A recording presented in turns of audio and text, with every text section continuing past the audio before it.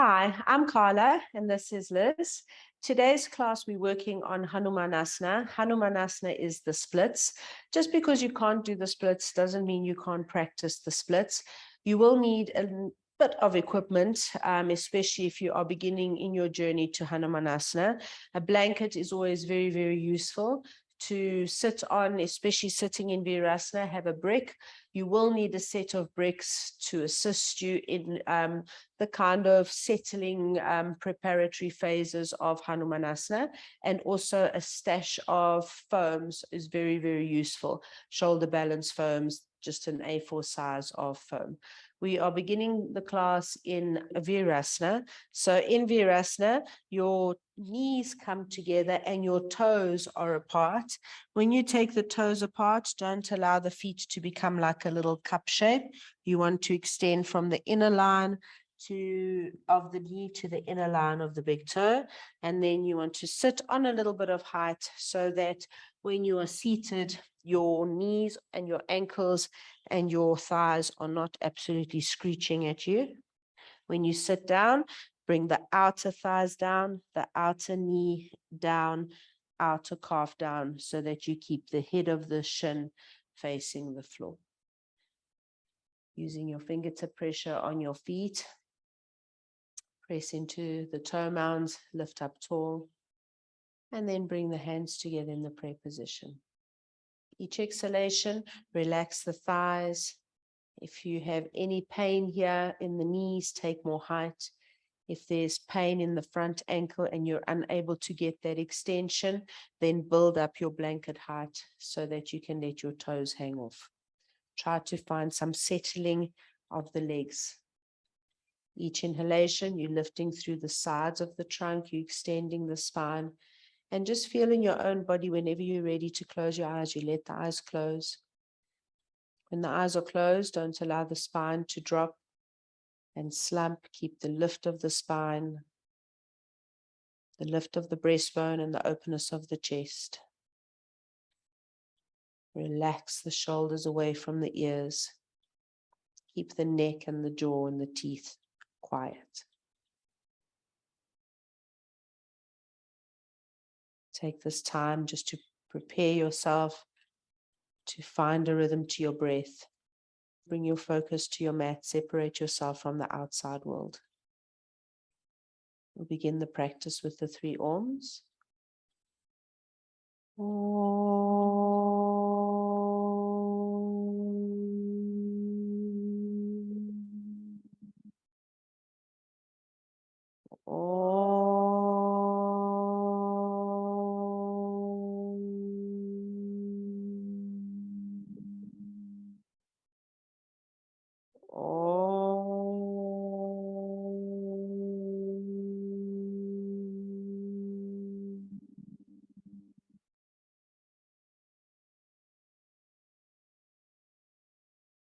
On an exhalation, drop your chin down. Keep the lift of the breastbone. Take a moment here just to salute the divinity within. On an exhalation, release your hands into your lap. Lift your head up and open your eyes. To release out of Adho Mukha Virasana, just bring your hands forward, coming onto all fours. Stretch one leg out at a time. You just need to give it a gentle stretch. You don't need to shake it out or anything. Just releasing the knees and the ankles. And you can move your supports out the way. We're coming to Adho Mukha Virasana. You might want to keep your mats, your bricks at the front of your mat, keep them handy. And if you need a blanket for the back knee, you'll keep a blanket handy for the back knee. Right, so we're coming to Adho Mukha Virasana. Toes are together, knees are apart.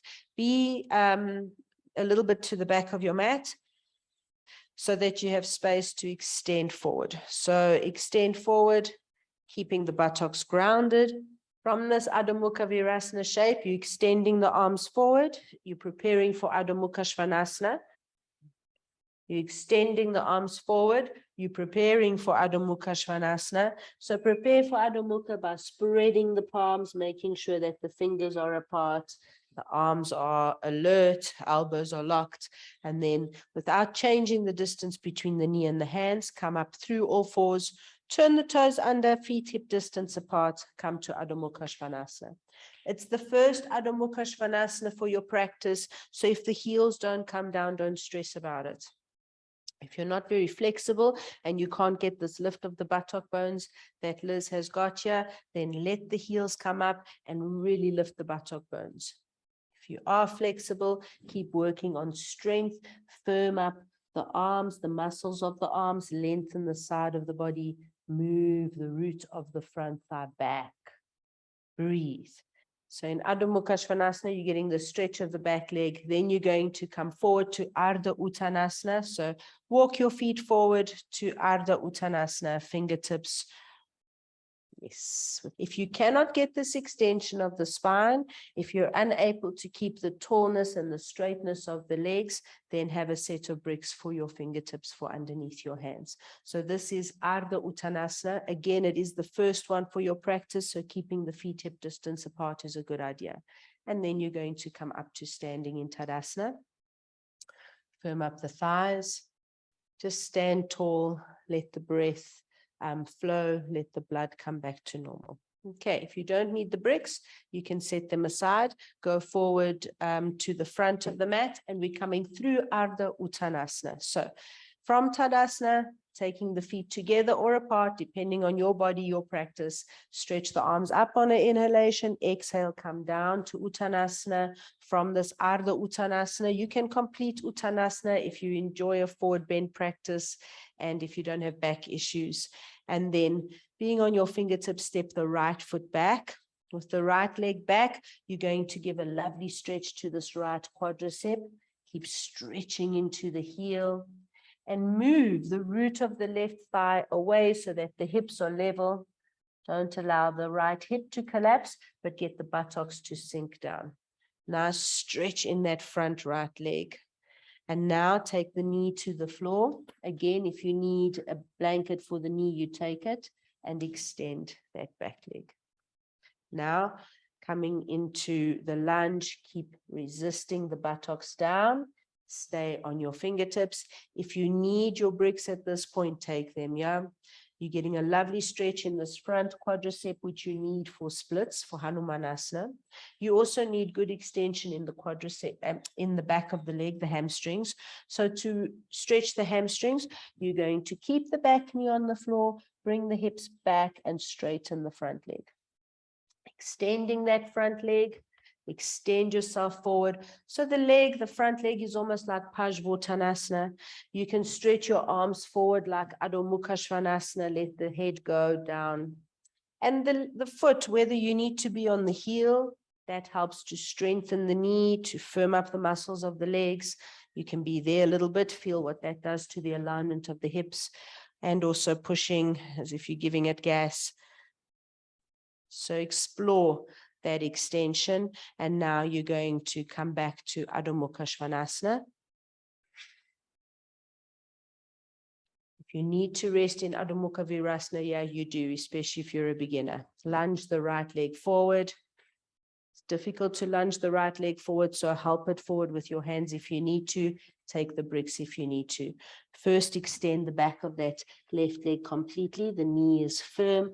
The muscles of this quadricep, the front thigh, the hip flexor region are all stretching. Breathe here. When you're ready, settle this knee down, turn. Keeping the buttocks low, lift from the abdomen, from the pubic bone, lift the chest, and coming to just a nice deep lunge where you're stretching the quadricep and the hip flexor of the back leg. Think about your splits here, how you want to sink into the hips.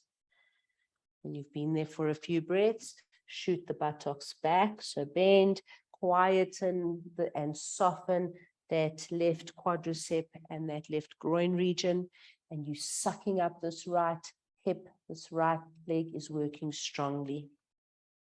Again, explore the different foot shapes.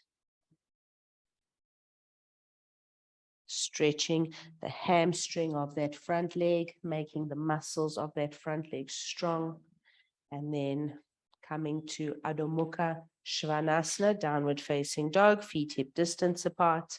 Stretch the spine. And if you need to rest in Adho Mukha Virasana, you put your knees to the floor, you take the knees apart, toes together, and you settle there. If you want to relax the arms and the shoulders, let the elbows and the forearms rest on the floor. If you're not a beginner, keep holding downward facing dog. When you've had a rest, you're coming back to downward facing dog, and you're just going to step the right foot forward, the left leg forward, coming to Ardha Uttanasana. From Ardha Uttanasana, if it's within your practice and you can do forward bend safely, come to a full Uttanasana. And then strong legs, or you can bend your knees if you need to, yeah? Otherwise, strong legs, extend your spine, come up to Tadasana. And this Tadasana, you can just be relaxed. You can soften the joints of the body, just feel the breath and the blood flowing within your body. Now we're going to come to another lunge. So stretching the arms over your head, come back to Ardha Uttanasana. From Ardha Uttanasana, you're going to step the left leg back.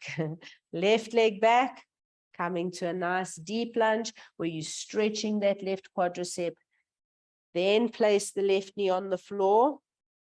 Keep the tailbone down. Turn the toes under. Remember to press into that front shin so that you're not taking all the weight on that left knee. Now, keeping the buttocks descending, tailbone in, you can lift into Anjaneyasana. In Anjaneyasana, this is the crescent moon, so keep that openness in the front body, look up, take the arms back, breathe. On an exhalation, you come down, and you're going to step back to downward facing dog. Have a rest in downward facing dog. From downward facing dog, come forward to Ardha Uttanasana. So step the left leg forward, step the right leg forward, Ardha Uttanasana, the half lunge. From here, lunge the right leg back. From the half forward bend, you've come to the lunge. Get that stretch through the back leg, that stretch through the front quadricep. From here, when you've got that stretch, keep the buttocks and the tailbone down. Take the knee to the floor, turn the toes under. Again, don't be heavy on the knee. Make sure that this front ankle, the heel is stepping down. Press that shin down to the floor. Make sure you're not taking all the weight into the knee. Keeping the buttocks down. You want to, if it's too much to lift your arms over your head, take your hands onto your knee, come to Anjaneya with that kind of support first. When you're ready, you can take your arms up over your head. So you're developing that extension of the back leg for splits and that front knee, good work and good strength work for Utkatasana, Virabhadrasana, and those kinds of poses. Coming down, step back to downward facing dog. In downward facing dog, there's a release in that front quadricep. You also are opening up the hamstrings, stretch the back of the hamstring here. If you are not very flexible, think about lifting the buttocks and diving that sacrum into the body. If you are quite flexible, just guard against overarching in the back. So keep the front ribs connecting to the back ribs, to the kidney region, so that you've got a lovely extension here. From Adho Mukha Svanasana, rest in Adho Mukha Virasana. Rest your arms, rest your head. So if you do practice head balance and you have the time, pause the video here and do your head balance or your preparations for head balance here. Otherwise, we're coming into Pajvottanasana. So coming to make your way into Tadasana. You may need the bricks. If you needed bricks for Uttanasana, you definitely will need bricks for Pajvottanasana. So I'm going to take these away because we know they are not needed. And we're going to come from Pajvottanasana, we're going to come into it through Vimasana. So come to standing in Tadasana in the middle of your mat so that you've got space to jump the feet apart. And then either step or jump the feet apart on an inhalation. Here, with the arms extended out to the side, keep the chest lifted, but the shoulders relaxed. You want to turn your feet to the right, but primarily you want to turn your hips. So turn the hips. That left foot has to turn out deeply so that that left hip can come forward.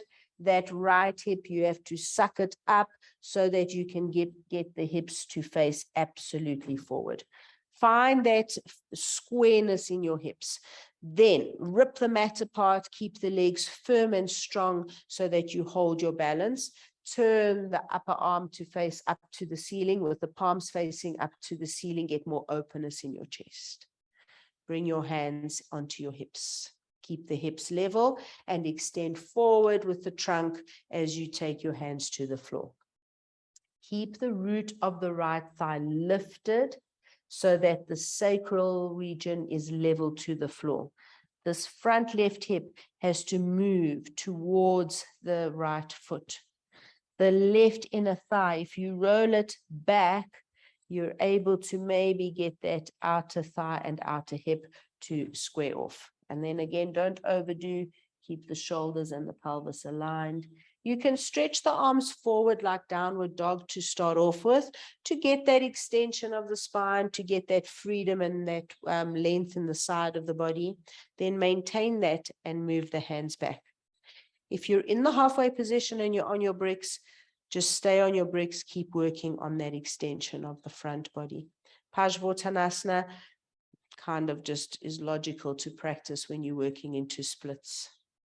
And now strong legs, rip the mat apart. From the halfway position, you come up and we're going to turn to the left. Turn the hips. You have to bring that right hip bone forward. You have to keep this left thigh strong. You need to maintain that pressure into the big toe mound in front and the lift of the arch of the back foot. Once you've opened up the chest and turned the palms to face up, you can take your hands on your hips and come forward, taking your fingertips to the floor. Once your fingertips are on the floor, it's easier to square off the hips. So here, just work at squaring off the hips, get that sacrum nice and level. Make sure that if you're in the forward bend, you're not bending forward, you're extending forward and coming over that front leg. Make all your adjustments to this back leg, that rolling of the inner thigh, and taking that right hip forward so that the hips are as level as possible. And walking the hands forward gives you that lengthening of the spine and the sides of the body. Keep the thighs moving back and the legs strong, and then move your hands back. So in the classic position, the hands are more back. Classic position, actually, the hands are behind the back in Paschimottanasana. Now coming to the halfway, strong legs. Inhale, come up, turn the feet, and then bring the legs together. Just a nice soft Tadasana. Relax any areas where there were tightness or tension. Right, so we're going to do a few leg raises in Ardha Uttanasana. Use your bricks if you need to. We're coming to Ardha Uttanasana. Feet together for this Ardha Uttanasana, fingertips so you can step back a little bit more. Step, yes. And fingertips on the floor. So in this Ardha Uttanasana, you're opening up the backs of the legs, keeping the legs strong. Find that extension in the front body by lifting the breastbone, extending it forward, but without relying only on the chin. Keep the back of the neck long and lift from the breastbone to the chin. Don't lift the chin.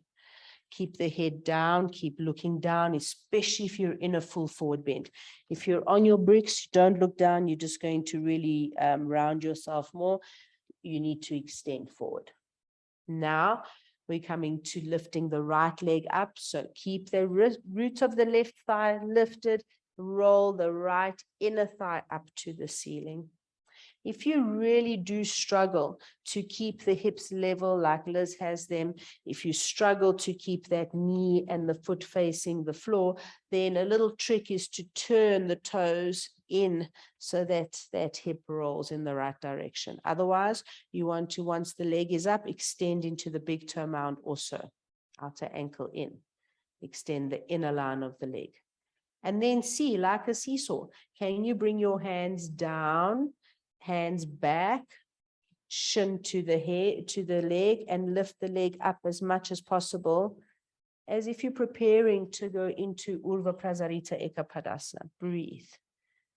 And just breathe. Keep standing with the hip over the heel. Walk your hands back to the halfway and bring your leg down. You can come to Tadasana at any time to rest, or from here, lifting the left leg, keep the root of the right thigh up. You lift from the left inner thigh. Remember the little trick of turning the foot if you need to, but once you've got the hips level, straighten the knee by firming the muscles of the leg. Then get that lovely extension through both lines of the legs, lift the leg up, extend into the big toe mound. When you're ready to complete the pose into kind of a half Urdhva Prasarita, go for it. The hands, remember, will come back towards the feet when you're in the full pose. You have a good control over the hips and sacrum here, but sometimes you can also let that open up just to find a bit of freedom. Then work your way back to Tadasana. Just be in Tadasana for a few breaths. Relax here, relax your neck, your throat, your shoulders, relax your hips, your legs. So we're coming to the splits. And as I said before, you don't have to know how to do the splits to be able to practice doing the splits. So have a blanket so that your foot is able to slide. You're going to use your bricks to give you little arm extensions, and take all your shoulder balance foams to sit on. The shoulder balance foams are just little square A4 blocks. They are the size of an A4 block of foam, and it's firm foam. So this is going to support the buttock. Take the right leg forward. With the right leg forward, you're taking the right buttock to sit on the foams. The left leg, you have to extend it back, so make sure that the foams are out of the way, and keep that extension through the back leg. You want to keep your hands back in line with your hips, which is why the bricks are a good idea. If this catches your back, which for a lot of people it does, then start with the hands a little bit forward. That's absolutely fine. Once you've straightened the front leg, you're getting that extension of the hamstring, exactly all the work that we've been working on. The back leg, you're getting that extension of the back front thigh, and that's what we've been working on. You want the support under the right buttock to only be supporting the buttock bone, not the whole thigh. And then here you just have to be in this pose. You need to take time, simmer in it, let the pose develop. And then if it starts to feel okay, maybe I've got a bit more in me, you bend up the front leg, you remove a foam, and you go down a little bit more. And you have to be in your body, you have to feel your body. This back leg, often the hip wants to roll out. So feel your back knee. Is the weight on the inner knee or on the outer knee? Make sure that the weight is even. So the outer knee has to descend, the inner right thigh lifts up. At first, you're trying to keep the hips level. Do you want to take another one out? Are you okay? Or are you happy where you are? At first, you're trying to keep the hips level. You can drop your bricks as you come down. As you drop your foam supports, the hand support can also drop. Is it too much? Yeah. Okay. So just feel that extension of the legs, be in your body. Don't overstretch, don't pull anything. You do have to practice this program regularly and let this pose develop over time. When you've been there for long enough and you've had your fill of Hanumanasana, you come out and you can rest in Adho Mukha Virasana just to quieten the groins, to relax the buttocks. Don't rest for too long, just coming to Hanumanasana now. So the left leg is forward, the bricks are at your sides in your hands, and you're sitting on the foams, just with the left buttock bone, not with the whole left thigh. The right thigh is close to the left bricks, but it isn't hampered. You sit a little bit closer to the, let me move the bricks then, come up. Okay. The right inner thigh is touching the bricks, but it is not hampered by the bricks. As you've got both legs extended, you try to move your hands back in line with your hips. Keep that length of the lumbar spine, the left buttock bone stretching forward, the left side of the abdomen lifting up. And if this catches your back, move forward. Don't be in this upright position. Again, feel what the back knee is doing. Make sure that you on that center back knee. So put weight into this outer right knee, the outer right calf. That's soup ball shape, that sickle shape of the back foot that you were trying to avoid in Virasana. You're also trying to avoid it here. And then as you've sat there for a little bit, see, can you maybe release some of your support? Make your adjustments, be there with your breath. Try not to hold it with grit, so make sure that the teeth, the jaw, the shoulders, the neck, all relaxed. And then when you're ready to release a little bit more, you release.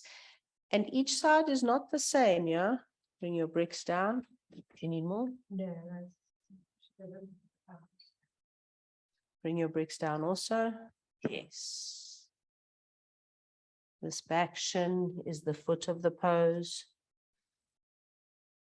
If you're able to, if you feel stable and confident on the support, you can lift your arms over your head to complete the pose and look up. Think of Hanuman, how he leapt across oceans, that beautiful big step. Don't hold the breath, bring the arms down. And then when you've had enough of a practice here, you're going to release.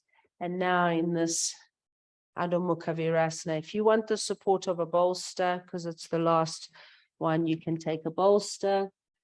Just cross your arms on the bolster, rest the shoulders, rest the neck, soften the jaw, relax the top shoulder here, especially quieten the groin area. The hamstrings are relaxed here. If this isn't comfortable for you and you need a blanket for underneath the shins, then absolutely take a blanket for underneath the shins. And if you're unable to get your buttocks onto your heels, you can also take a blanket or a second bolster between the heels and the buttocks. So just taking time here to relax, to quieten, to release.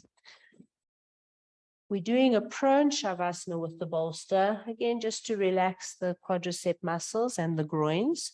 So we're lying on our tummy, and you're placing the bolster directly at the front groin. So coming to lie on your tummy, hands are crossed, resting your head on your crossed hands or crossed forearms, whatever is comfortable for you. Make sure that you're not into the abdomen. So if it's catching your lower abdomen, come forward a little bit. Let the weight be on the thighs and on the groins. Here, let the ankles bulge out. Let the knees rest. Let the inner thighs open to the outer thighs. It gives you a nice release in the sacrum and quietness in the thighs and the groin region. That pressure is quite relieving to those muscles that have worked. Hamstring, quadricep, hips completely relaxed here. This is already a shavasana, so let every part of your body, from the skin to the bones, the muscles, the muscle fibers, with each exhalation, just let everything go. Make sure that the pressure on the forehead, you have the skin moving from the hairline down, making the eyelids heavy. So extend the back of the neck and move the crown of the head away from you. Soften the shoulders. And just be here for a few quiet breaths in Shavasana.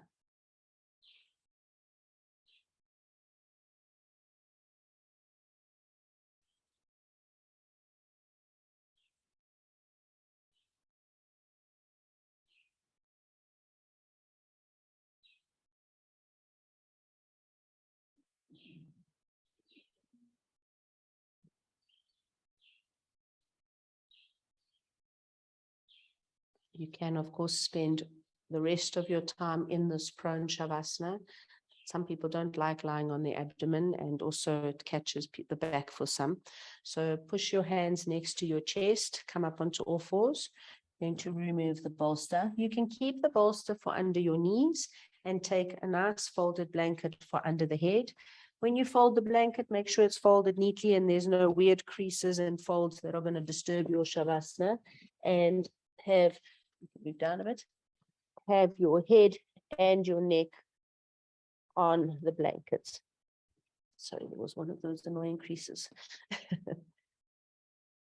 Keep the knees bent. First, extend the back of the neck. So using your hands at the occipital lobe, extend the back of the neck, let the head and the neck rest. Pressing into your elbows, move the skin of the shoulders and the flesh of the shoulder blades down the back, but don't pinch into the dorsal spine. Relax the arms.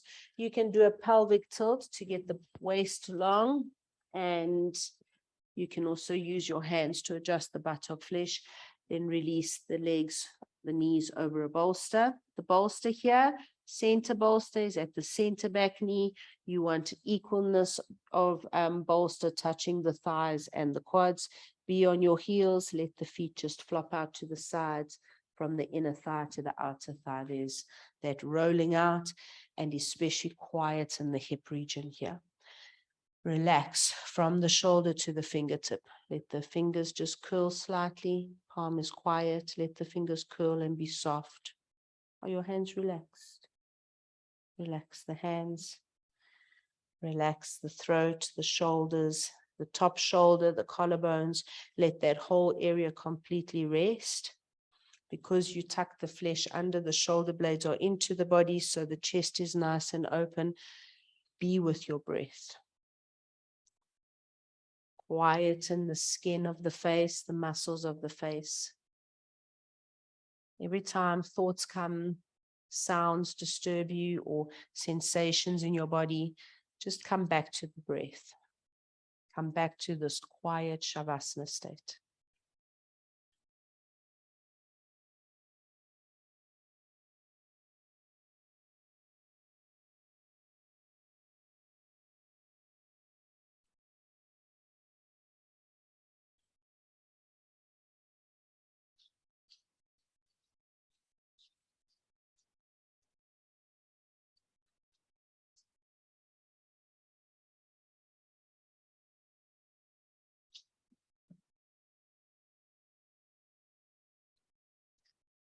Stay in shavasana for as long as you have time for. Bring your hands onto your abdomen. Just connect with your breath again. And the next breath in, stretch your arms over your head. Give your body a long, deep stretch. You can yawn or sigh the breath out. Bending your knees, roll onto your side. If you were still lying on your tummy, you can start to push your hands into the floor to come into a seated position. And if you're on your side, pressing your left hand into the floor, come into an upright seated position. With the hands in the prayer position, let the eyes close still. Just connect with your body. Take a moment to be here with your breath. And on the next breath in, let the eyes gently flutter open and focus. Namaste. Namaste. Thank you, Liz. Thank you for joining us. I hope this sequence helps you in your journey to Hanumanasana. Namaste.